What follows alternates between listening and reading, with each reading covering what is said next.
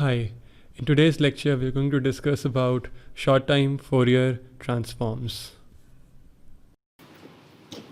Um, we discussed that there are different signals. It could be power signals, it could be mobile signals, it could be video signals, audio signals, which are occurring in nature in continuum, but we are measuring them in discrete samples.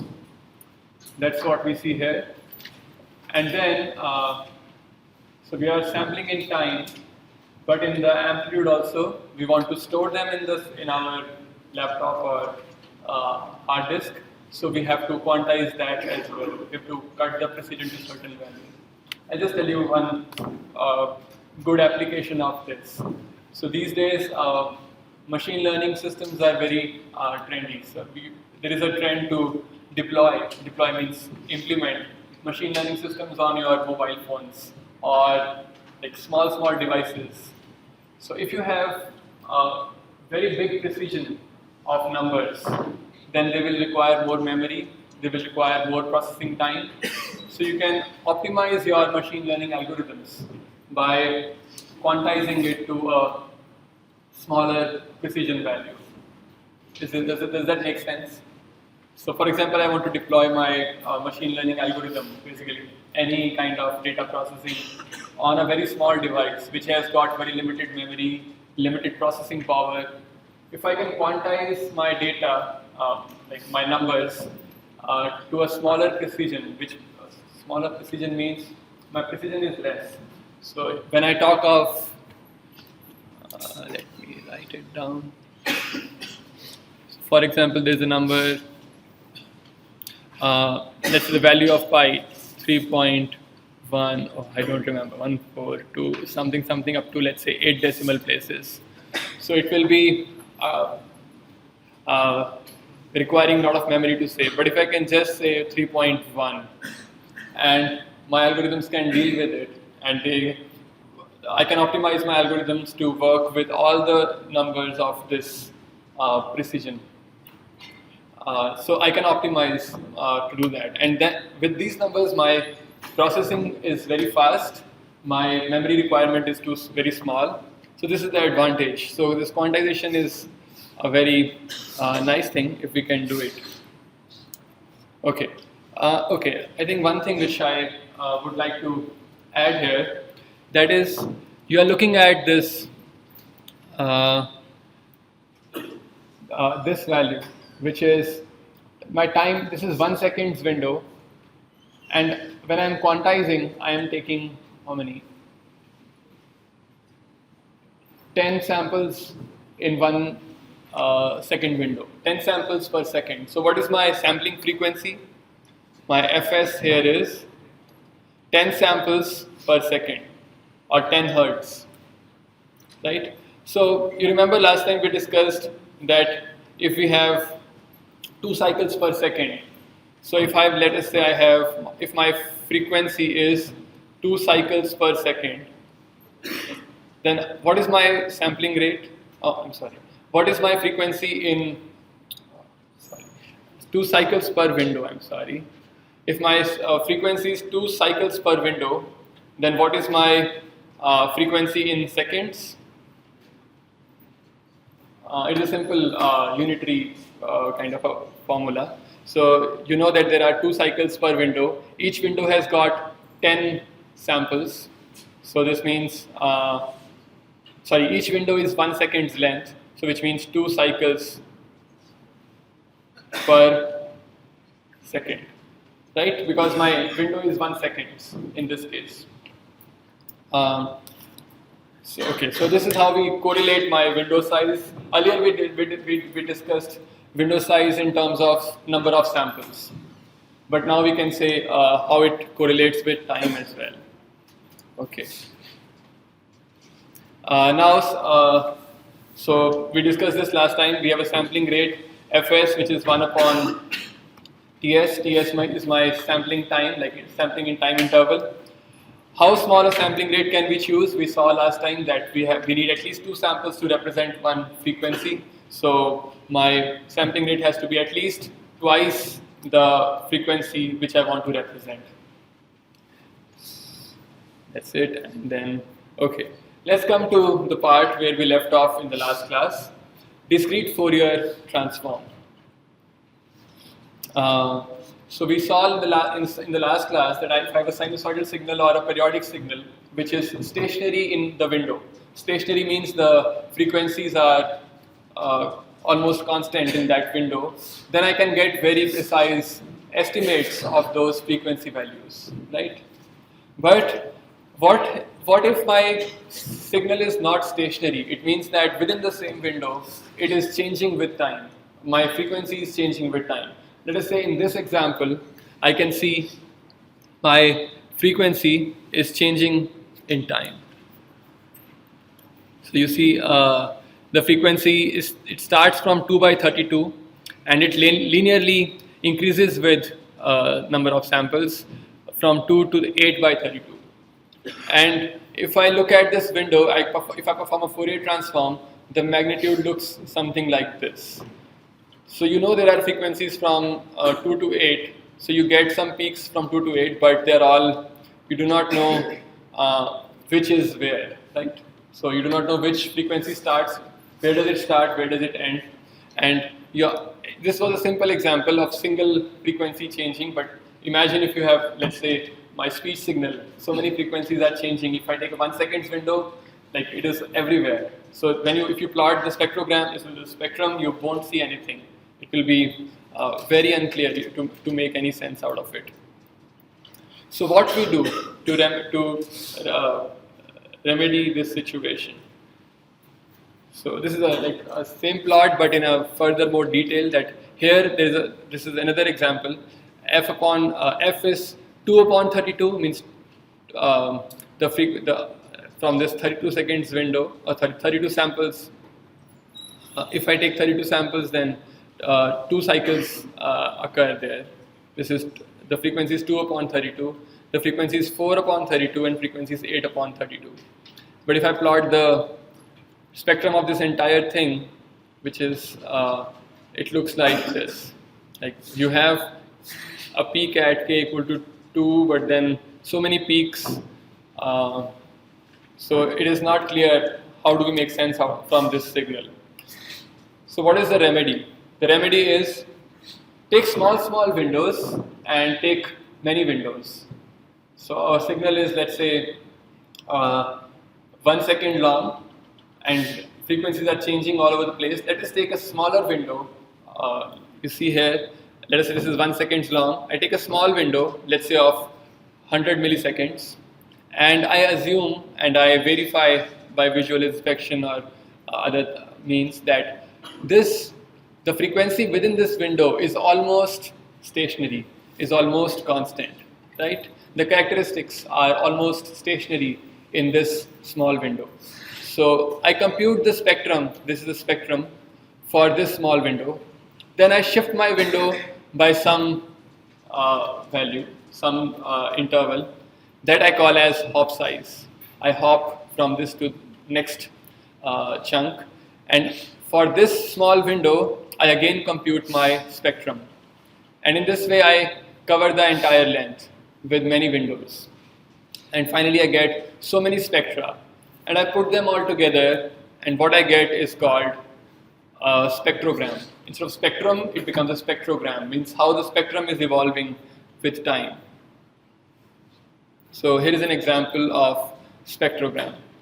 So here you have the same signal, f is 2 by 32, then 4 by 32, then 8 by 32.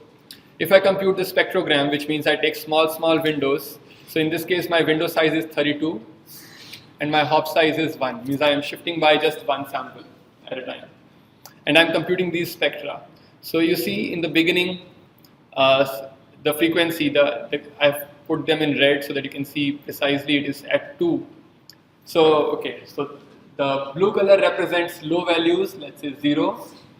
This is magnitude, so it is only positive. Blue values are almost 0, and as you go to yellow, it becomes higher and higher values. So this is a yellow, is a higher value here at around k equal to 2. And this is correct, right? Because our frequency is actually 2. Now so because my window, just notice here, because my window size is 32, and this is also denominator of 32, so that is why I'm getting a peak at 2. Now, as I move forward, as I keep shifting my window slowly, I see that slowly it transitions from 2 to 4, and around here, when I'm somewhere in the middle of this section, I see my frequency is precisely 4, right? If you look at the k axis here, the peak occurs at k equal to 4. Okay, and similarly, when I go further in time, means my window is somewhere here, I see frequency of 8. Very precisely, you can see that at k equal to 8, there is a peak. Everything else is 0. So this spectrogram is telling you how your frequency is changing from 2 to 4 to 8. Right? So this is a very useful representation, much more meaningful than a single spectrum. Okay, I hope this part is clear. So STFT preserves the signal characteristics both in time and frequency. Of course, I have to choose my window length carefully, because my assumption is that within that window, the characteristics are stationary. That is why you look at this region now. What's happening here? Now my window is transitioning from, so here there is a frequency of 2, here there is a frequency of 4, and when my window is somewhere in the middle, so it is able to see both the frequencies, 2 as well as 4. So the estimate is not very clear here, right? And similarly, when the frequency goes from 4 to 8, the estimate is not very clear. But you can see in the middle portion that is very clear. Another slide to elaborate further on this point. Okay, so what is the effect of changing my window size? If I take very small window, what will happen? If I take very small window, my frequency estimate will be less precise, right? Because I have a small window, so my frequency estimate is less precise. But if I take a long window, frequency estimate is more precise. But my time is compromised because I'm covering a larger region. That assumption of stationarity within that large window might not hold, right? So that's why if I take a large window, like you see here, when W is 32, my time resolution is very bad here. Means because the stationarity characteristics within that window do not hold very well here. But if you look at a very small window, let's say W is just 16 samples per second, W is just 16 samples, then my time resolution is very good. You can more precisely, you can say where does the 2 end and where does the 4 start. When the frequency of 2 ends and when does the frequency of 4 start. Very precisely you can tell in the first window. And as you increase the window size from 16 to 24, you can see frequency estimate is improving, but the time resolution is going down. So this is called the Heisenberg's uncertainty principle. Okay, you study it in different contexts, in different places, but the essential principle is that there is a trade-off between frequency and time. You cannot get good resolution in both the frequencies, in both the domains. Is this point clear? Okay. Before I go into the mathematics, let us see that the intuitive understanding is very clear. In the last class, we discussed the effect of changing the window size for a stationary signal. If we have a larger window, we get larger value of capital N, we get value of K, spanning value of K, the number of values that K can take is large, so the estimate is more precise, right? You get many samples. So let us go to mathematics now. So mathematically, what is happening? So when I take this window, so this is my original signal x of n, I am multiplying it with a window which is 1 only for this small region and 0 otherwise, and I multiply with this, and then I perform this Fourier transform, and this gives me the spectrum, right? So let us look at this window now. Until now, we looked at square windows, which means the value is 1 in this region and 0 otherwise. For this window, value is 1 in this region and 0 otherwise, right? What happens if I change my window type? So look at the first column. So if this is my X, right? This is my W. Let us look at the middle row only. This is my square window. Now I multiply my X with W. What I get is just this much portion, which is this one. Now I perform the Fourier transform of this entire signal. What do I get? I get precise measure of my frequency here and here. We discussed last time that whatever you see here, the mirror image will be on the other side because it is an even function and it is a periodic function. So both the things are there. It is even as well as periodic. That is why you see a peak here. Now, why do you see so many of these lobes? Why do you see so many of these lobes? The reason is this window has very sharp cutoffs. You are trying to estimate a square wave with a sinusoid, and you know it can never happen. It means you need infinitely large number of sinusoids to represent such a sharp change from 0 to 1, right? If you want to linearly break down a sharp change into many continuous smooth changes, you need like infinite number of those smooth basis functions, right? I think you read this in your basic signals and systems and basic Fourier transform classes. So to represent a very sharp change, I will need very large number of sinusoids. That is why you are getting this side lobes. So these side lobes which are very imprecise. So now when we notice that my spectrum is not nice because of sharp changes, can I do something to make the sharp changes smooth? Yes, I can do that. Let us take a window which is smooth. Let us look at the top row now. Let us take a window which is smooth.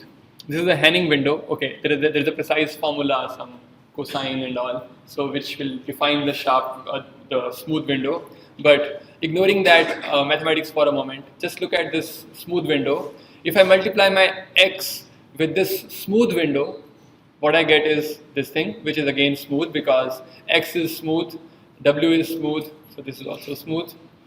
If I perform a Fourier transform now, the magnitude looks like this. You see the side lobes are almost suppressed, right?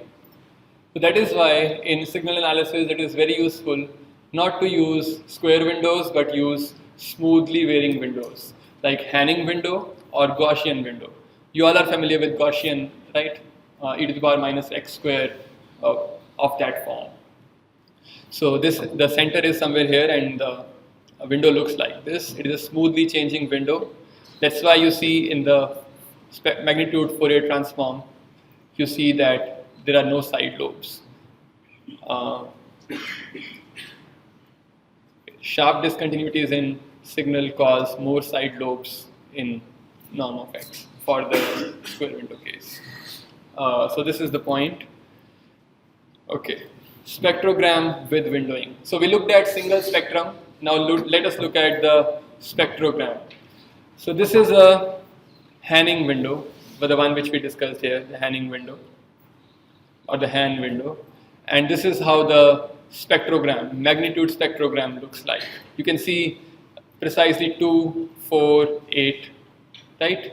But if you apply a square window, you are seeing, yes, 2, 4, 8, but then so many side lobes. So these were pure sinusoids. That is why you are able to see, you are able to make some sense out of it. But if it were a mixed signal, when like a speech signal or an electric power signal with some distortion, or wireless signal with distortions, you will see many side lobes, and you won't be able to make much sense out of it. So that is why Hanning or Gaussian or some smooth windows are generally used. Okay, this was the effect of windows on my spectrogram. Let's go to the next topic, which is, okay, so we discussed about Fourier transforms. Fourier transforms is a mathematical thing, and to compute the Fourier transforms, what you have to do, you have to multiply your x. Let's see the formula here. You have to multiply your x, or x into w, with these terms for each value of k, and for each value of k and m, you sum over all the values of n. So basically, it is computationally very costly, right?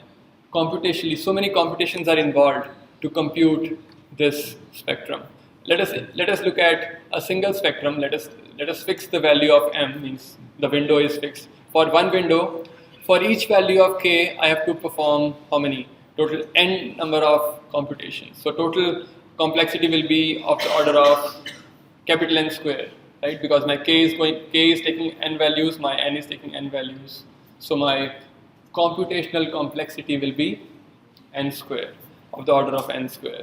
But so that is not very efficient in terms of implementation. If you want to make a small device, or actually in real life, in bigger devices, bigger computers also, you want to have faster implementations. So this is an implementation called fast Fourier transform, which is a faster implementation of DFT, and the complexity is of the order of n log n. There are details. So basically what happens is, if you perform a Fourier DFT of, let's say, 32 window thing, then the computational complexity is something. But if you take a smaller window size, then the computational complexity becomes, so technically it should become half, but it becomes less than half. That is why if you keep breaking the windows further and further down, means you keep splitting them in pairs, then you get, finally the overall complexity becomes n log n. Okay. So that is why using FFTs in our computations results in computational gains. So whenever you want to perform any operations on vectors or matrices, if you can use Fourier transforms, then do use it, because it is computationally very efficient with the FFT implementation. Let me give you an example. We computed convolutions, right? Let's say you want to convolve two signals. So how do? You for each value you like flip the other signal, then you multiply element wise, then sum them over, right? But if you do it in the Fourier domain, basically you take the Fourier transform of your x, take Fourier transform of your h, and then you multiply the Fourier transforms, and then take the inverse Fourier transform. So that does the same thing, but computationally it is much more efficient. Okay, so that was just a point to tell that how FFT is useful. Okay, so what we discussed today is about short time Fourier transforms. That when the signals are changing with time, how do we use Fourier transforms to analyze them in a much more meaningful way. Now, okay, so I stop here for, these are some references basically. There is a book, okay, this tutorials point, they have some good tutorials on digital signal processing. You can go through them whenever you need. Oppenheim is standard book for signals and systems. You must have read it already. This discrete time speech signal processing is a book which talks about, if you just read chapter 2, it is not about speech. Chapter 2 is just about discrete Fourier transforms and everything, and things like that. Okay, so now coming to programming part. So we will be having many programming stuff in this course. So let us start with some programming basics today. So the languages which we will be using, mostly Python. So we'll be preparing our assignments in Python and you will be solving them in Python. But everything will be, I'll show you how it will go. And we'll use some bash scripts maybe. For Python, you can install Python on your machine. You can install Jupyter notebooks on your machine, and you can install whatever libraries are required.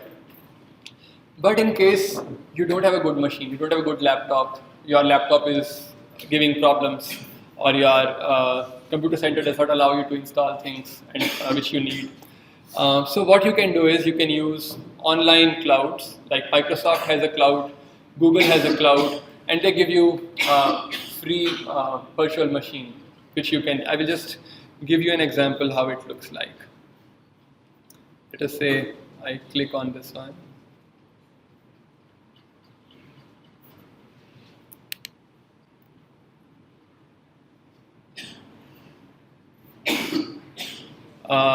I can open my notebook here.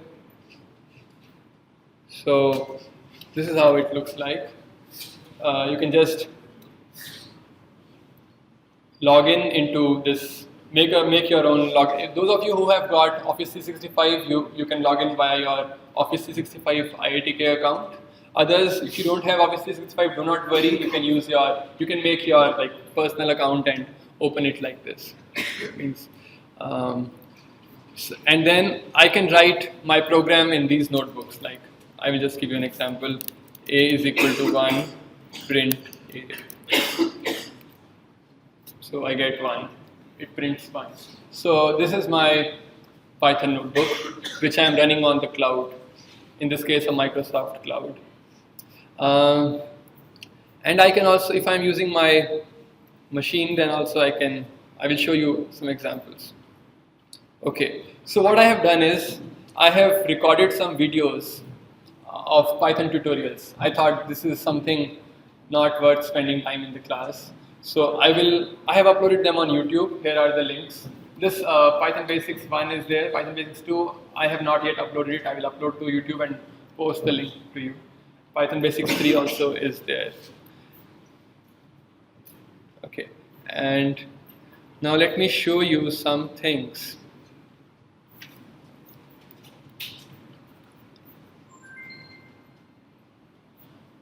So how I run it on my machine.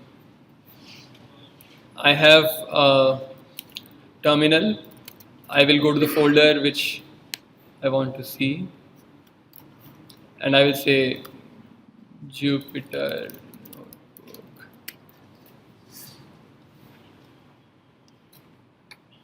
It will open a notebook for me on my browser, and let's say I go to Python Basics 1.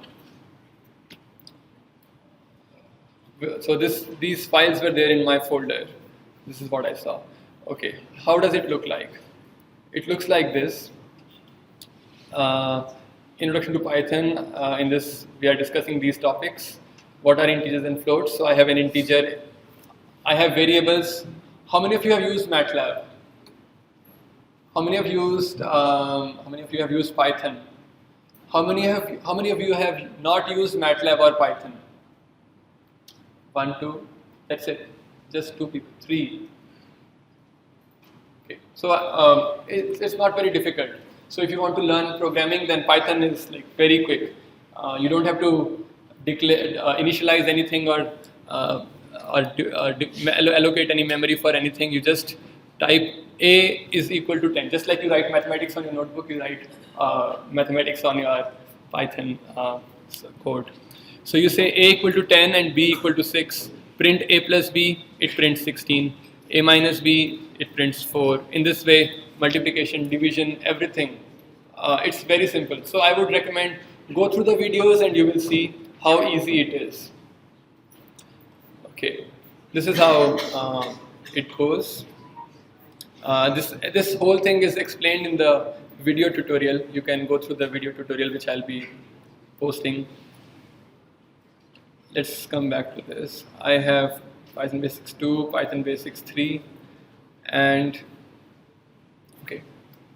So even if you do not know Python beforehand, you need not worry about the assignments. The assignments will look something like this. So the structure is already made for you, at least for the beginning assignments that you can learn Python very easily.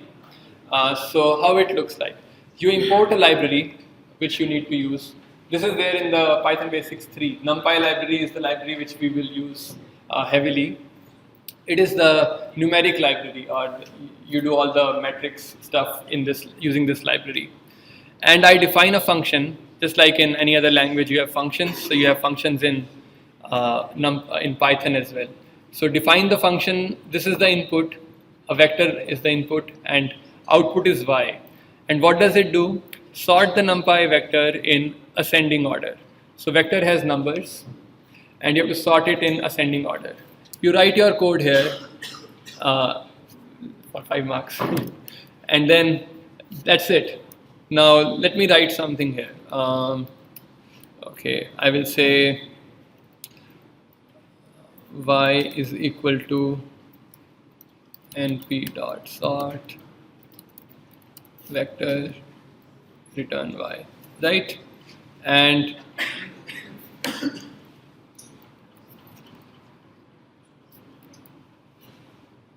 so to run this, I will just say okay, shift enter, and it runs. Shift enter and it runs. I need to introduce another code block. Here I can say, let me define any vector a. So how does it look like? I can say print a. It looks like this. It generated a random vector with these values. Oh, I can actually do it by hand also. NumPy.array. Let's say 2, 5, 3, 4, right? This is my a. See, 2, 5, 3, 4. Now I want to print it in. I want to use this function, right? Sort ascending, and I give my input a. So what should it return? If I say print y, it should return 2, 3, 4, 5, right? Let us see what does it actually return. It does return 2, 3, 4, 5, right? So in this way you can verify whatever function you have written is correct or not. You can verify it yourself in the assignment. Then there is another function like that, class-wise average. So there are input x, which is a matrix y. Okay, we need some basics to understand this example. This is the next example, but this is the idea. So using Python is very easy. If you know any programming language, or if you know just simple mathematics, it should be very easy to pick up Python. Okay, so this was the thing which I wanted to discuss with you. And so I'll be posting one assignment over this weekend. So what I'm planning is we can have one assignment every week. It will be a very short assignment. It will be based on the stuff which we covered in the last week. Let's say last week we covered some linear algebra, some digital signal processing, and that portion will be like, I'll make some simple questions and put them as assignments and give you 1 week time to solve them. So it won't be very difficult assignment. And if something is difficult, we will give 2 weeks to solve. So, but the idea is that these assignments will help you to get hands-on experience with whatever you have learned in the entire last week, right? So I'll post some assignments of this one assignment hopefully tomorrow, by tomorrow, and then you now know how to. So go through Python tutorials, Python videos, learn Python properly, so that you are comfortable with Python, and submit your assignments. And one thing which is very important: do not copy. Do not copy. If you copy, so we have 10 TAs here. How many? 8 TAs here. 8 or 9 TAs. So we'll be making small groups. Okay, let me make that announcement. So let us make small groups. I'll be posting on Piazza something to form groups.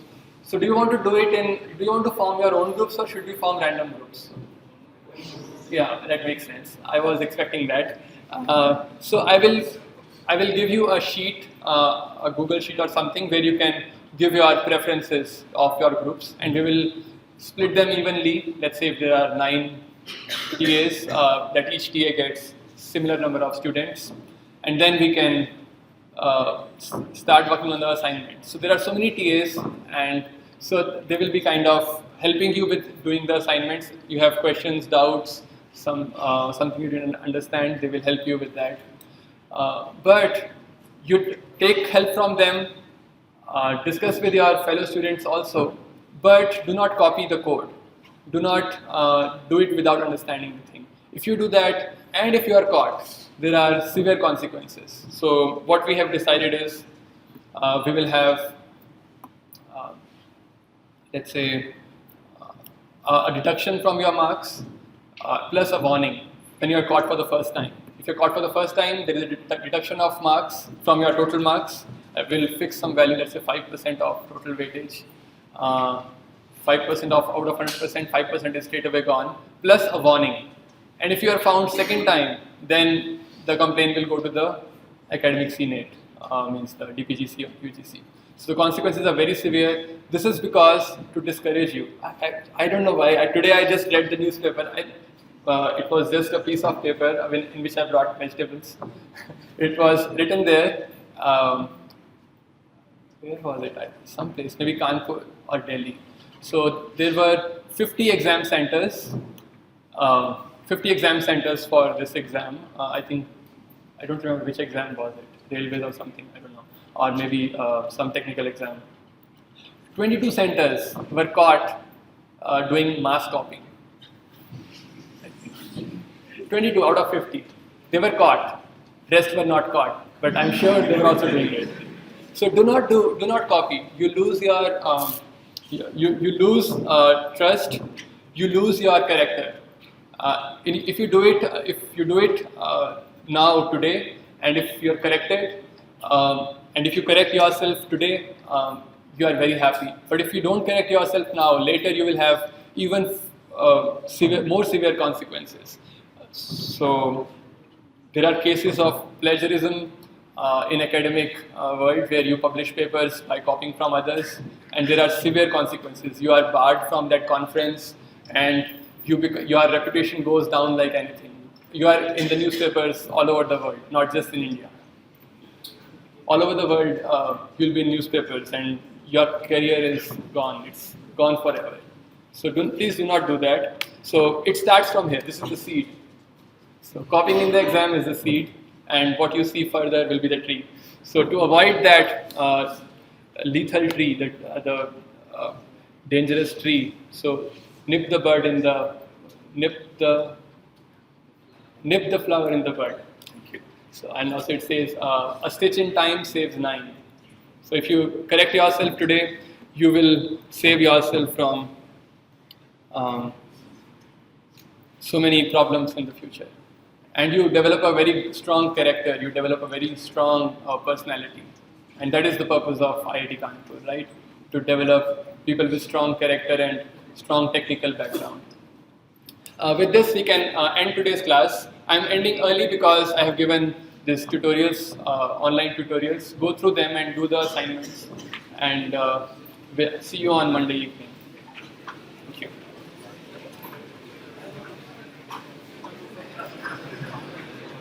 The groups are for submitting